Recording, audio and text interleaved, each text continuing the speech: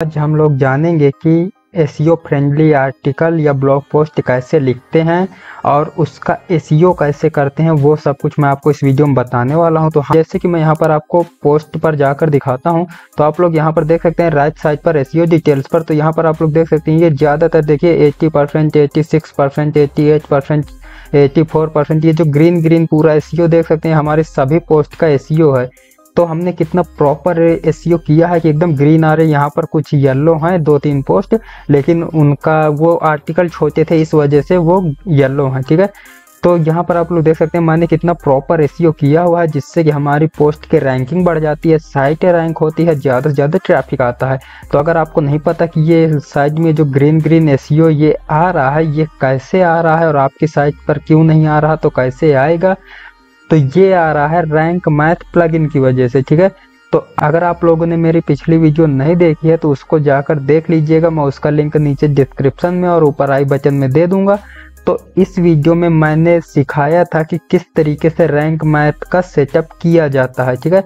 तो उस वीडियो को देखकर आप लोग रैंक मैथ को इंस्टॉल कर लीजिएगा, सेटअप कर लीजिएगा। उसके बाद अब बारी आती है अपनी पोस्ट को एसईओ फ्रेंडली लिखना और फिर उस पोस्ट का एसईओ करना, ताकि गूगल पर वो जल्दी से जल्दी इंडेक्स हो, रैंक हो। और तो आप ज़्यादा टाइम वेस्ट ना करते हुए चलिए मैं आपको बताता हूँ। तो यहाँ पर अभी हम चलेंगे न्यू पोस्ट पर, ठीक है, ऐड न्यू पर। अब हम यहाँ पर आर्टिकल लिखने वाले हैं। तो लिखने पर बहुत ज़्यादा टाइम लगेगा, इसलिए मैंने पहले से लिख कर रखा हुआ है।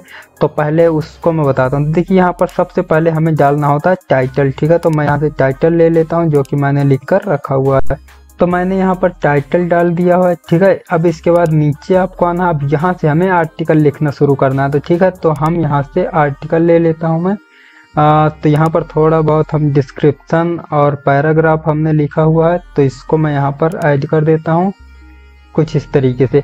आपको एक चीज़ ध्यान देनी है, आपको एकदम मतलब बड़े बड़े पैराग्राफ नहीं लिखने हैं। 2 से 3 लाइन का पैराग्राफ लिखना है, फिर न्यू पैराग्राफ पर आना है, फिर 2-3 लाइन लिखना है, फिर न्यू पैराग्राफ पर आना है, ठीक है। तो इससे ये यूजर को पढ़ने में आसानी होती है और ये यूजर फ्रेंडली आर्टिकल बन जाता है। एसईओ के लिए ये बहुत इम्पॉर्टेंट है, इससे आपकी साइट ज़्यादा से ज़्यादा रैंक होती है, ठीक है। तो इसलिए आपको 2 लाइन 3 लाइन इतना ही ये पैराग्राफ, इतने ही लाइन का पैराग्राफ लिखना है, ठीक है। इसके बाद हम यहाँ पर नेक्स्ट हेडिंग डालेंगे, ठीक है। हमने यहाँ पर नेक्स्ट हेडिंग बना कर रखी हुई है, इसको भी मैं यहाँ पर पेस्ट कर देता हूँ और यहाँ पर जाएंगे पैराग्राफ पर, यहाँ पर हेडिंग पर सिलेक्ट कर देंगे। तो ठीक है, ये हमारी हो गई सेकंड हेडिंग, ठीक है। तो इसको मैं बोल्ड कर देता हूँ। तो ये हमारी सेकंड हेडिंग हो गई। अब इंटर दबाएंगे, ठीक है।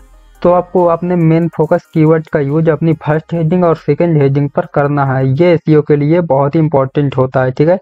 तो यहाँ पर देख सकते हैं मेरा मेन फोकस कीवर्ड है माइक्रो नीज ब्लॉग आइडियाज, और यहाँ पर देखिए सेकंड हेडिंग पर भी मैंने डाला माइक्रो नीज ब्लॉग आइडियाज, ठीक है। तो यहाँ पर हमारी सेकंड हेडिंग हो गई है।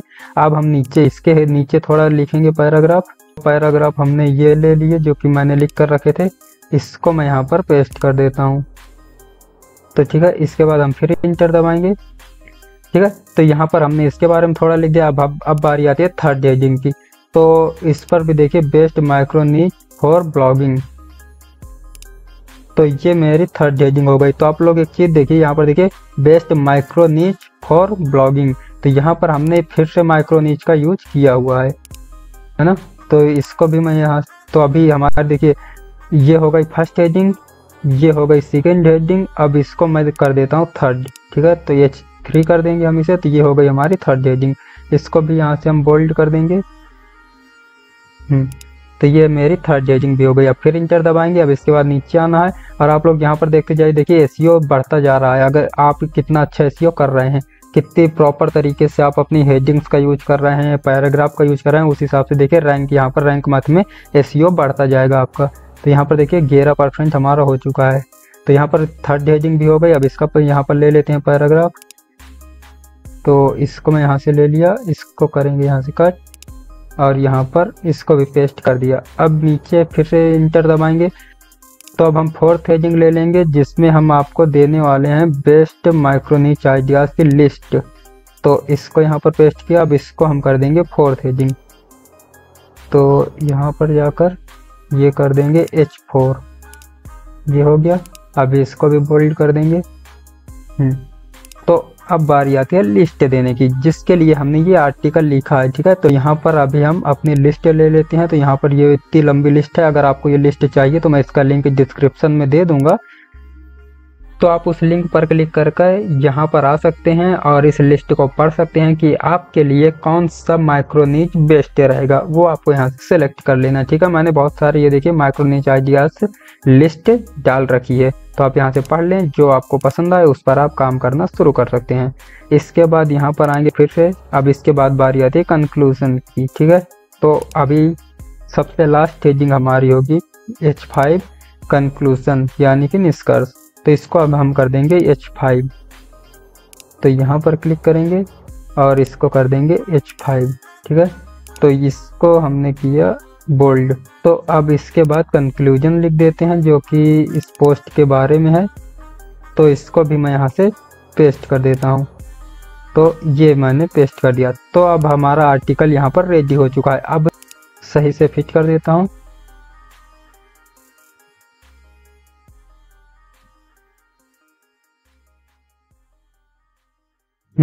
तो इसको यहाँ पर क्लिक करेंगे और इसके बाद लिस्ट पर क्लिक कर देंगे। तो देखिए ये इस तरीके से जो सामने से ये लिस्ट बाय लिस्ट इस तरीके से अब दिखाई देगा, अच्छा लग रहा है इसे देखने में। ठीक है, तो हमारा आर्टिकल यहाँ पर कंप्लीट हो चुका है और ये देखिए SEO स्कोर 13% हुआ है। अब आर्टिकल तो हमारा कंप्लीट हो चुका है, अब बारी आती है SEO करने की। ठीक है, तो इसके लिए देखिए सबसे मेन आता है यहाँ पर URL, मोस्ट इंपॉर्टेंट चीज। ठीक है, तो यहाँ पर आपको URL पर यहाँ पर क्लिक करना है। ठीक है, अब URL पर आपको आपका मेन फोकस कीवर्ड यूज करना है। तो यहाँ पर देखिए मैं यहाँ से पोर्टेबल को हटा देता हूँ।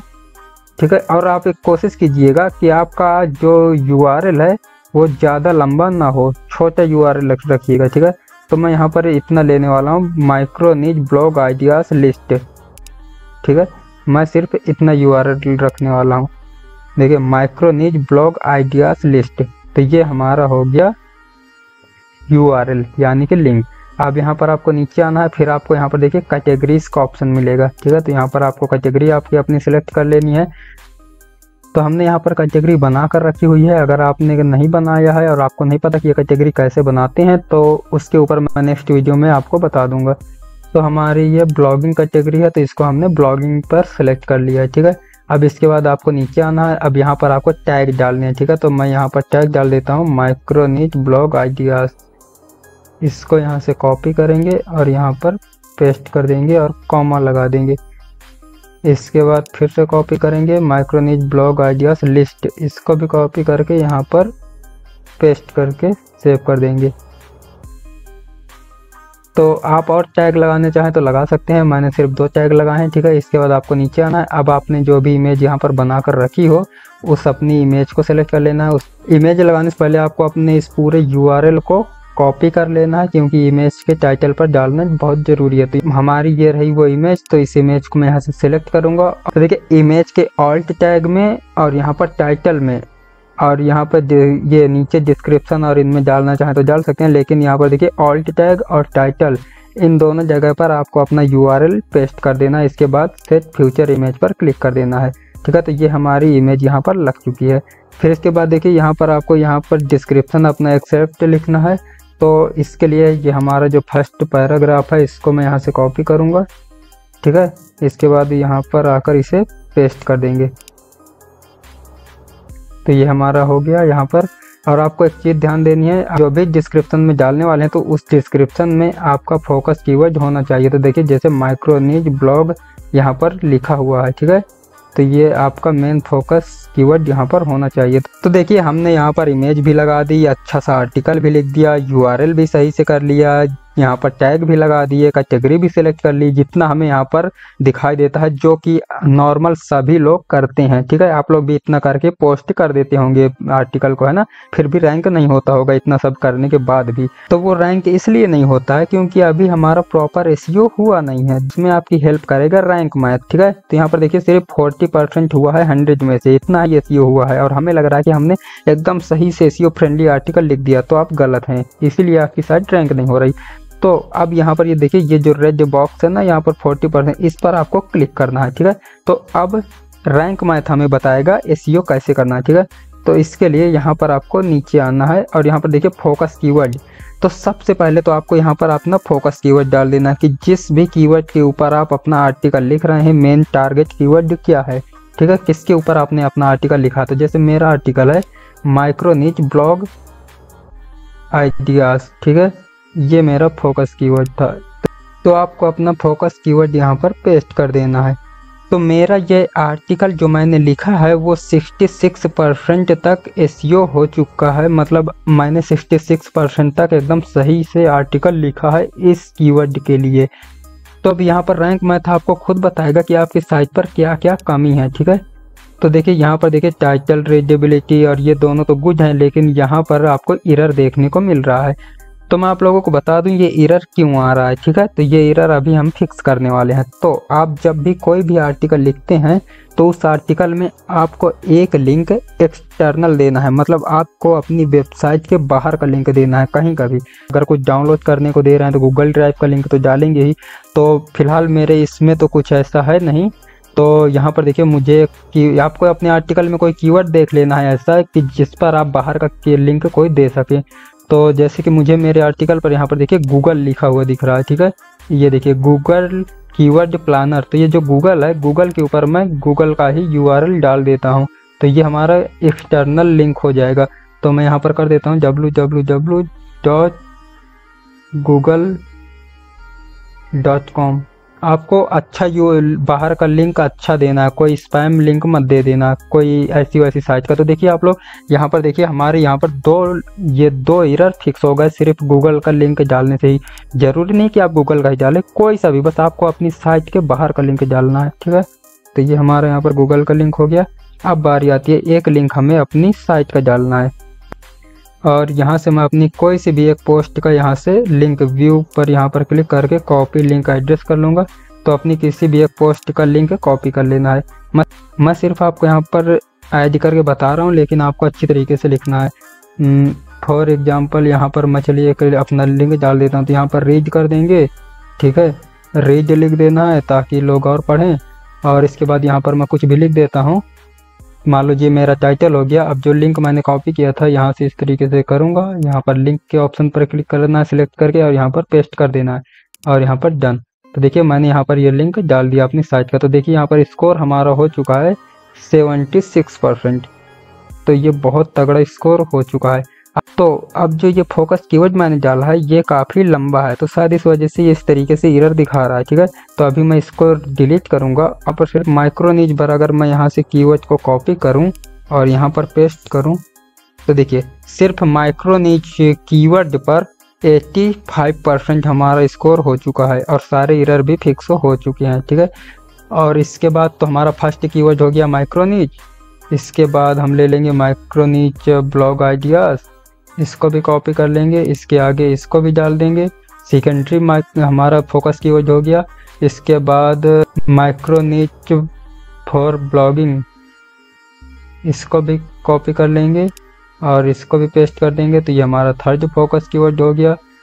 और यहाँ पर डाल देते हैं बेस्ट माइक्रो निच ब्लॉग आइडियाज लिस्ट। तो आप लोग यहाँ पर 4 फोकस कीवर्ड यूज कर सकते हैं, इतने काफ़ी हैं, ठीक है, 1-2 ही काफ़ी हैं, पर यहाँ पर हमने इतने डाल दिए हैं। तो यहाँ पर देखिए हमारा 85% एसईओ हो चुका है। अब आप इस पोस्ट को पब्लिश पर क्लिक करके यहाँ से आप पब्लिश कर सकते हैं, ठीक है। तो अभी हम इसको पब्लिश नहीं करने वाले हैं, क्योंकि ये मैंने आपको बताने के लिए, समझाने के लिए इस आर्टिकल को लिखा था। तो मैंने आपको सब कुछ बता दिया कि आप एसईओ फ्रेंडली आर्टिकल कैसे लिख सकते हैं। आपको आर्टिकल को देखिए छोटे छोटे पैराग्राफ पे लिखना है, हेडिंग्स पर आपको फर्स्ट हेडिंग और सेकंड हेडिंग पर आपका फोकस कीवर्ड होना चाहिए, और फोकस कीवर्ड आपके यूआरएल पर भी होना चाहिए। उसके बाद आपको अपने ही किसी भी पोस्ट का लिंक आपको आर्टिकल पे देना है, और एक लिंक आपको कहीं बाहर का देना है, किसी भी साइट का, ठीक है। इसके बाद बस आपका काम हो चुका है, आप सही से एसईओ फ्रेंडली आर्टिकल लिख लेंगे। सिर्फ इतना करने के बाद आपका आर्टिकल रेडी है पब्लिश होने के लिए। तो आपको ये वीडियो कैसी लगी हमें कमेंट में ज़रूर बताएं, और भी ऐसी ब्लॉगिंग से रिलेटेड वीडियोस पाने के लिए इस चैनल को सब्सक्राइब कर लें। थैंक्स फॉर वॉचिंग, मिलते हैं नेक्स्ट वीडियो में, तब तक के लिए बाय, थैंक्स।